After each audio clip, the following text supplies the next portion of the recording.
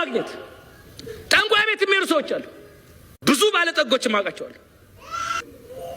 ሰው እየገደሉ የሰው ደም አምጡ እየተባሉ ህፃናት እያሳረዱ ብዙ ወንጀል እየሰሩ አህያ እያረዱ ሌሊት እየተሸከሙ በበግ ፈርስ ታጠብ ተብለው በፈርስ እየታጠቡ ጥቁር ፍየል ላይ ሆነ ጋልብ ተብለው እየጋለቡ አስፋልቱን ጥረግ ተብለው በሌሊት ራቃናቸውን እየጠረጉ ሰይጣን ህንጻ ስላሴን ማዋረድ ስለሚወድ በዛ በመናፍስቱ ዓለም ውስጥ ተተብትበው ሀብቱ ከየት መጣ ሳይባል ይመጣል። አንተ እየለፋ 20 ዓመት እየደከምኩ እገሌ በ3-4 ወር ፎቅ ሰራ፣ አራት ቤት ገዛ፣ ይሄ መኪና ገዛ፣ ማደያ ከፈተ። አትሰሙም? እንዲያቱሪ በጣም ይከብራሉ፣ በጣም ሀብታም ይሆናሉ።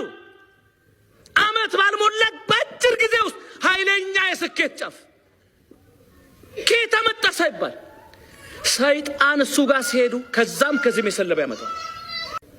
ግን አይበሉትም። ወደ እግዚአብሔር ልመለስ ሲሉ አይኑን ያጠፋዋል፣ አካሉን ያጎለዋል። አንዱ መኪና አንዱ አገር ይቆማል፣ አንዱ አገር ይቆማል። ትዳር ይበላሻል፣ ልጆች ይከዳሉ፣ ቤቱ በሐራጅ ይሸጣል። ለምኖ ቆዳውን በልቶ እንዲሞት ነው የሚያደርገው። ከእግዚአብሔር ጋር የሆነ ጤናማ ትንሽ ሀብት ይሻላል ወገኖቼ። በሰይጣን ከመጣ ሀብት በእግዚአብሔር የመጣ ሀብት ይሻላል። ትምህርት እንዲገባው ብለው አንዳንድ እናቶች ልጆቻቸውን ጠንቋይ ቤት ይወስዳሉ። የጅብ ቅንድብ እሰር ይለዋል። ጅብ እንደው ከየት ሀገር ትምህርት የሚማረው? ሲበላ ጅብ ሲናገር ጅብ ይሆናል ልጁ። ጅብ ቅንድብ እሰር ይለዋል። ካሳሰረ በኋላስ ጨጨጨጨጨ ገገገ ብሎ ጽፎ ይሰጠዋል። ያንን ኩዳም ብለን አስረን መጣና በጎን መስቀል ተንጠልጥሏል። አባት ያቁርቡ እንላለን። ይሄ የክርስቶስ መንፈስና የሰይጣን መንፈስ ውጊያ ይጀምራሉ። ህፃኑ ጆሮ የሚበሰብስ ጥርሱ የሚበሰብስ ጆሮ የሚመግል የሚቃዥ ጤናውን ያጣ ትምህርት የማይገባው የፈዘዘ ልጅ ይሆናል። ወይ ከእግዚአብሔር ጋር ነው ማድረግ ወይ ወደ ሰይጣን ነው መውሰድ። የሁለት ዓለም ሰው መሆን ፈጽሞ ክልክል ነው። በመናፍስት አሰራር ውስጥ ነው ብዙ ሰው ያለው። ሀብት እግዚአብሔር ነው የሚሰጠው፣ ጤና እግዚአብሔር ነው የሚሰጠው፣ እውቀት እግዚአብሔር ነው የሚሰጠው፣ ሰላም እግዚአብሔር ነው የሚሰጠው፣ ትዳር እግዚአብሔር ነው የሚሰጠው፣ ልጅ እግዚአብሔር ነው የሚሰጠው። አንድ አስገራሚና አሳዛኝ ታሪክ ልንገራችሁ። ልጅቷ አሻራ መርማሪ ፖሊስ ናት። አብራት ከልጅነት ከትምህርት ቤት ጀምሮ ጓደኛ የሆነቻት ልጅ ነበረች። እነዚህ ሁለት ጓደኛሞች ተምረው አድገው ስራ ይዘው ያገባሉ። አንደኛዋ ልጅ መውለድ እምቢ ይላታል። ሆስፒታል ሄዳ ስትመረመር ልጅ መውለድ አትችም ትባላለች። በሐኪሞቹ ተስፋ እንደቆረጠች ከአንድ ሰው ሌላ ተስፋ ትሰማለች። ይህም ጠንቋይ ቤት ብትሄድ ልጅ እንደምትወልድና እከሌ የሚባል ጥሩ መጽሐፍ ገላጭ አላሏት። እሷም ጠንቋዩ ጋር ሄደች። ጠንቋዩ ጋር ስትሄድ ልክ እንደ ሐኪሙ ልጅ መውለድ እንደማትችል ነገራት። በዚህም ተስፋ ቆረጠች።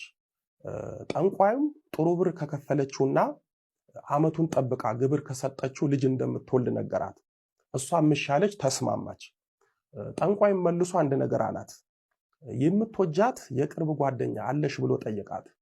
እሷም አዎ ብላ አሻራ መርማሪዋ ፖሊስ ጓደኛ እንደሆነች ነገረችው።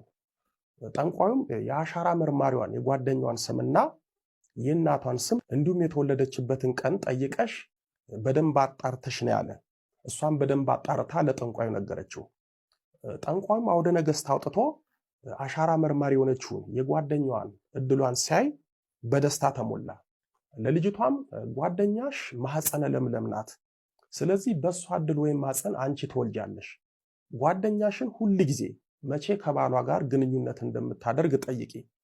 እሷ ዛሬ ከባሌ ጋር ተኝቻለሁ ባለችሽ ቀን አንቺም ከባልሽ ጋር ተኚ፣ እኔ የሚሆነውን አደርጋለሁ አላት። ጓደኛዋም አሻራ መርማሪ ፖሊሷ ከባሏ ጋር የምትተኛበትን ቀን እየጠየቀች እሷም ከራሷ ባል ጋር ትተኛ ጀመረ። በመጨረሻም ሁለቱም በቀናት ልዩነት አረገዙ። ይህንን ታሪክ ስነግራችሁ ተረት ተረት እንዳይመስላችሁ፣ በጣም ልቤን የሰበረኝና ከባለ ታሪኳ ጋራ ብዙ ፈተና አሳልፌያለሁ። ሁለቱም ወለዱ። የወለዱትም ወንዶች ልጆች ናቸው። ልጆቹ ተወልደው ክርስትና ከመነሳታቸው በፊት ጠንቋዩ እኔ ጋር ይምጡ አለ። ጓደኛዋም ለአሻራ መርማሪ ፖሊሷ አንድ ትልቅ አባት አሉ። እሳቸው ጋር ሄደን ልጆቻችንን እናስመርቅ ብላት ተያይዘው ጠንቋዩ ጋር ሄዱ። ጠንቋዩም ሁለቱን ልጆች አቅፎ ጸሎት ነው ብሎ በሁለቱም ሕፃናት ላይ የሚደገመውን ደገመና እናንተም ልጆቻችሁን ተመርቋቸዋል ብሎ ሄዱ አላቸው። እነሱም ሄዱ።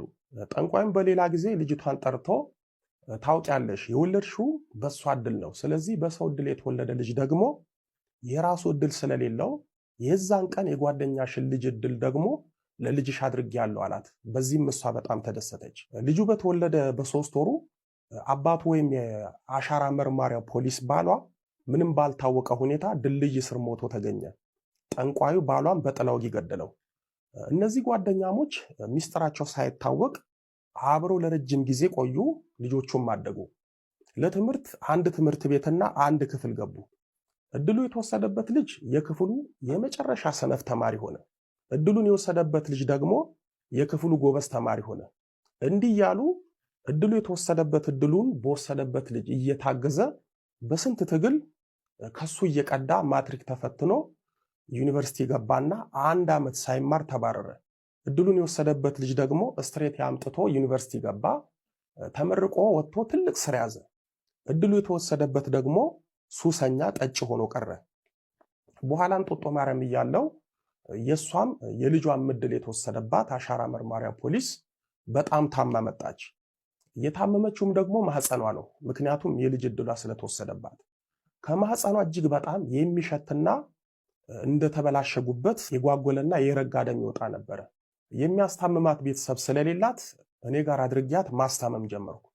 ስለ ራሴ ለመናገር ሳይሆን አንዳንድ የራሷን መቆጣጠር ስለሚያቅታት ያንን የረጋውን የሚሸተውን ደሟን እኔ ነበርኩ የምጠርግላት። ሽታው ከምነግራችሁ በላይ ነው። ብቻ ምን አለፋችሁ በስንት ስቃይ ከወራቶች በኋላ ከማፀን በሽታዋ ዳነች፣ ወደ ስራዋ ተመለሰች። በመሃል እኔም ትዳር ያዝኩ፣ እሷም በስራ ቢዚ ሆነች። አልፎ አልፎ እንደዋወል ነበረ። የዛሬ 3 ዓመት እድሉ የተወሰደበት ልጇ በሌለበት በባዶ ቤት ውስጥ ድንገት ሞታ ተገኘች። በጣም የሚያሳዝነው መሞቷ የታወቀው በ3ኛው ቀን ነው። እነሱም ጎረቤቶቿ እዚህ ቤት በጣም የሚሸት ነገር አለ፣ ስናንኳኳ መልስ የሚሰጠን የለም ብለው ለፖሊስ አመልክተው ፖሊስ መጥቶ በሩን ሰብሮ ሲገባ አልጋዋ ላይ ስጋዋ ፈርሶና በስብሶ አገኙት። ከሞተች 3 ቀን ሆኗት ስለነበር ባለቤቷን በጥላው ገድለውባት የሷንም የልጇንም እድል ወስደውባት እሷንም ለሞት አበቋት። ሰው የሰውን እድል ለመውሰድ የሚሄድበትን የክፋት የርቀት መንገድ እንድታውቁና እንድትነቁ ነው ይህንን አሳዛኝ ታሪክ የነገርኳችሁ። ስለዚህ ልጅ የመውለድ እድል የሚወስዱ ወይም ማህፀንን የሚሰልቡና የሚያሰልቡ አሉ። ሁልጊዜ የሚያስገሳችሁ፣ በጸሎት ሰዓት የሚያስገሳችሁ፣ ሆዳችሁን የሚረብሻችሁ፣ ምግብ ከበላችሁ በኋላ የሚነፋችሁ፣ ጸሎት ሲደረግ የሚነፋችሁ፣ የቤተ መቅደሱ ዕጣን ሲሸታችሁ የሚነፋችሁ ሰዎች ካላችሁ በምግብ የበላችሁት መተታል። ጨጓራ የተቃጠልኩ እያልሽ የምትሰቃይ መተት ሆድሽ ውስጥ አለ ማለት ነው። 5 ሊትር ጸበል በቅባ ቅዱስ ጭልጥ እያረግሽ ስጠች ወጥቶ ይወድቃል። የምትበሉትን ባርኩ፣ የምትጠጡትን ባርኩ። ጸሎት አድርጋችሁ ለመብላት ሞክሩ። የስራ መተት ሲመተትባችሁ ስራችሁ ይበላሻል፣ የምትሸጡት ይበላሻል። ስራ ቦታችሁ፣ ሱቃችሁ ወይም ቤታችሁ ባይጥ ይሞላል። የማይበላሽ ነገር ከሆነ ለምሳሌ ድርጅት ሆኖ ዕቃ የሚሸጥ ከሆነ ዕቃቸውን የሚገዛቸው ይጠፋል። ዕቃቸው የሰራተኞቹና የሌቦቹ መጫወቻ ይሆናል። ዕቃዎቹም ይበላሻሉ። ዘበኛውም አላፊ አግዳሚው ዕቃቸውን እየወሰደ የሚዘርፈውም እየዘረፈ ይባክናል። ሌላው የስራ መተት ያለባቸው ሰዎች ቤት ጤነኛ ናቸው፣ ስራ ቦታ ይጨንቃቸዋል፣ ያማቸዋል፣ ይደብታቸዋል፣ ይከብዳቸዋል፣ ያነጫንጫቸዋል፣ ሰው ያስጠላቸዋል፣ ስራው ያስጠላቸዋል። ስራውን በውድ ሳይሆን በግድ ይሰራሉ።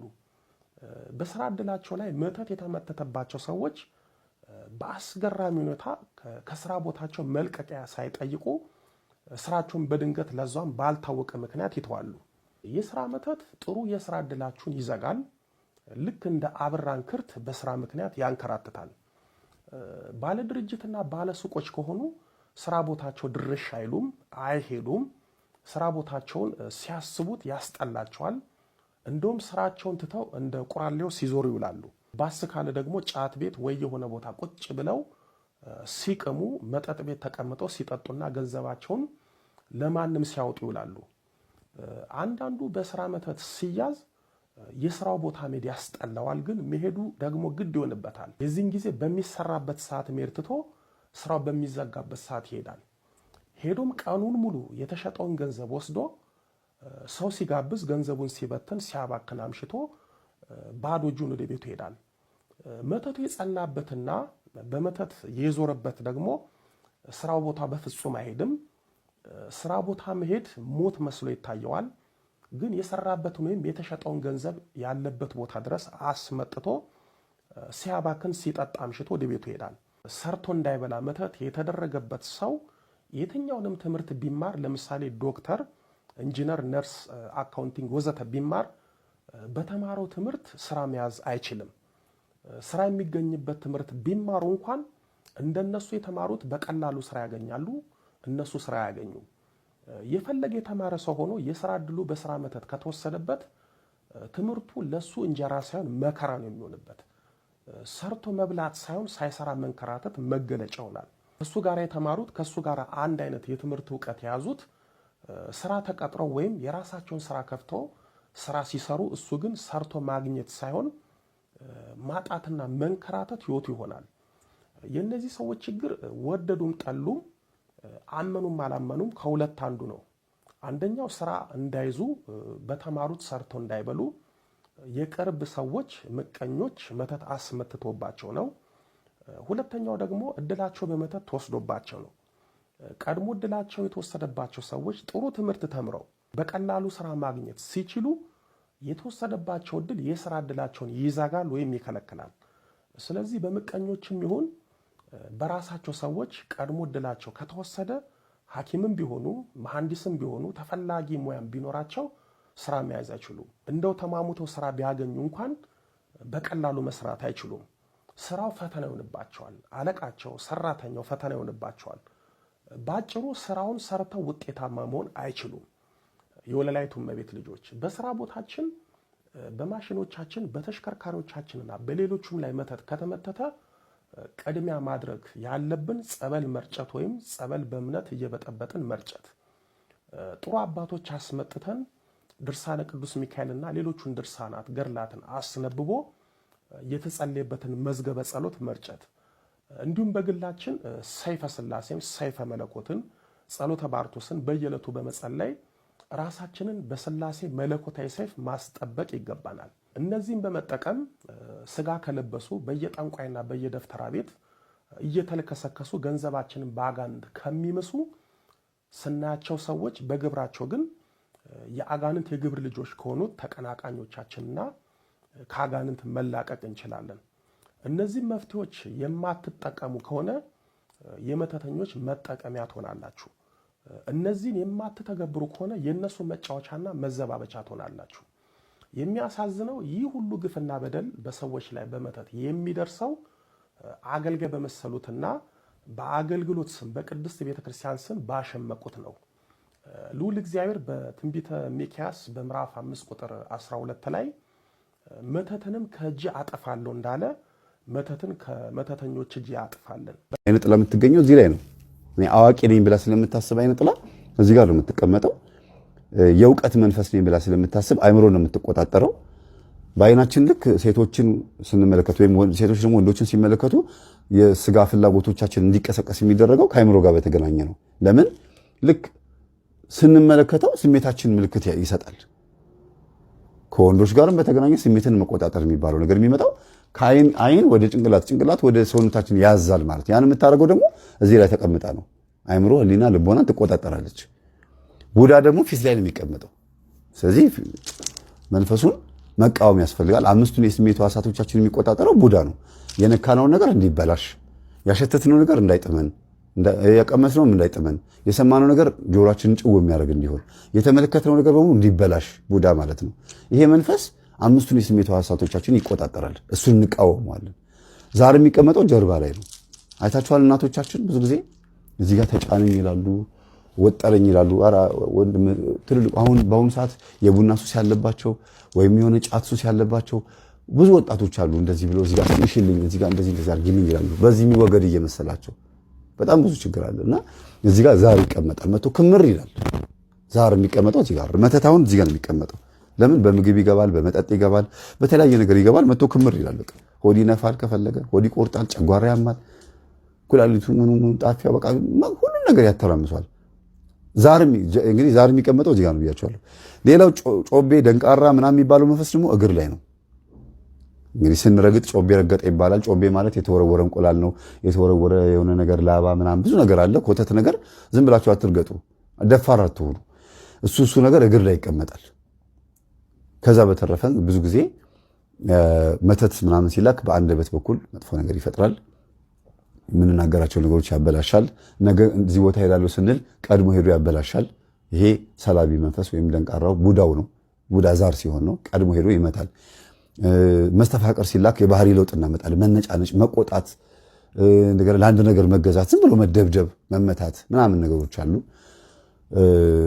ባህሪያቸው እንዳላላካቸው ይለያያሉ። የጸባይ ለውጥ ስናመጣ የሆነ ነገር እንደገባብን ማወቅ አለብንና ሌላውና አራተኛው ምንድነው እንግዲህ ከነሱ ውጪ የትም ቦታ ላይ እንድትሰሩ አይፈልጉም። ለምሳሌ የቅርብ ቤተሰብ ልትሆኑ ትችላላችሁ፣ ወይ ወንድም ወይ አጎት ልጅ ምናምን። ስለዚህ አጋጣሚ የእናንተ እድል ተጠቅመው ሀብታም የሆነ ሰው ድርጅት ሊኖረው ይችላል እና እሱ ድርጅቱ ተቀጥራችሁ ልትሰሩ ትችላላችሁ። 10 ዓመት አገልግላችሁ ሊሆን ይችላል፣ 15 ዓመት አገልግላችሁ ሊሆን ይችላል። ሌሎቹ ባዕዶች ከሚያገኙት ደሞዝ በታችም እየሰራችሁ መብት የላችሁም። ግን ሰው የሚያውቀው በባለቤቶቹ ሰዎች ዘመድ እንደሆናቸው ነው።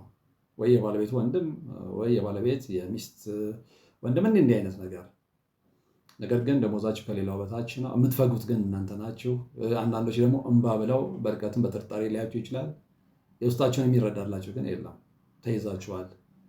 ካችሁን እህቶች ትዳራችሁ ልክ ፈተና ውስጥ ሲገባ የኔ ጸባይ ነው ማለትን ልመዱ።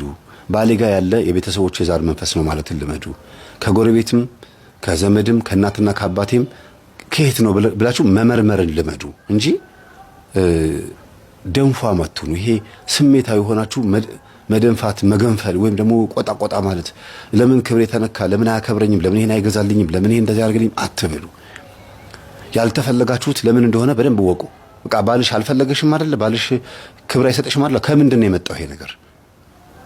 ከማን ነው ወደ ባልሽ የሄደው? ከባልሽ ቀጥታ ወደ አንቺ የመጣ ነው ወይስ ከአንቺ ወደ ባልሽ ሄዶ ነው መልሶ እንደገና አንቺ ጋር የመጣው? ከእህትሽ ነው? ከእናት ከአባትሽ ነው? ከጓደኞችሽ ነው? ከየት ነው? ከጎረቤት ነው? መመርመር መልመድ አለባችሁ። በመተት የቤተሰብ እድልና ህይወት ይወድማል። በአንድ ሰው መተት ቤተሰብ ይታሰራል። የትዳር፣ የሥራ፣ የትምህርት እድል ይወሰዳል። ቤተሰብ ይበተናል።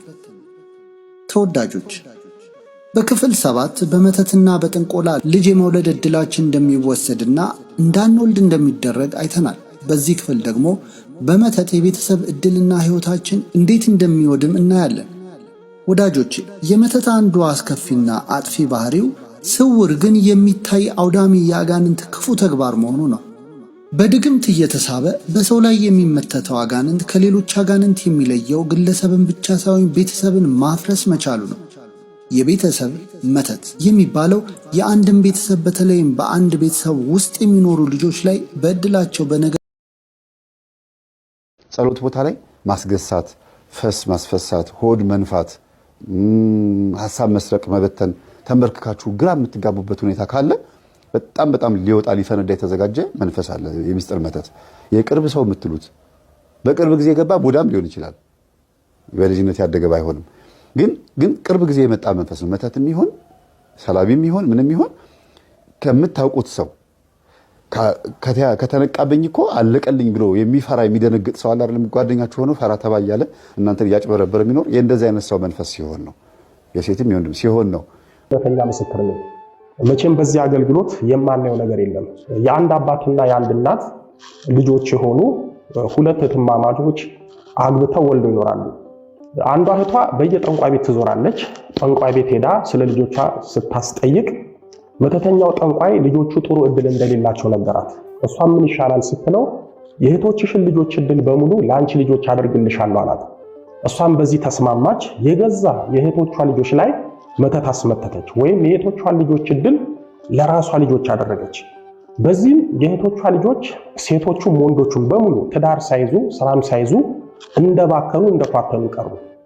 የሷ ልጆች ደግሞ በእህቶቿ ልጆች እድል ትዳርና ጥሩ ስራ ይዘው ገንዘብ መጣ ያጡ ቅንጡ ሀብታሞች ሆኑ።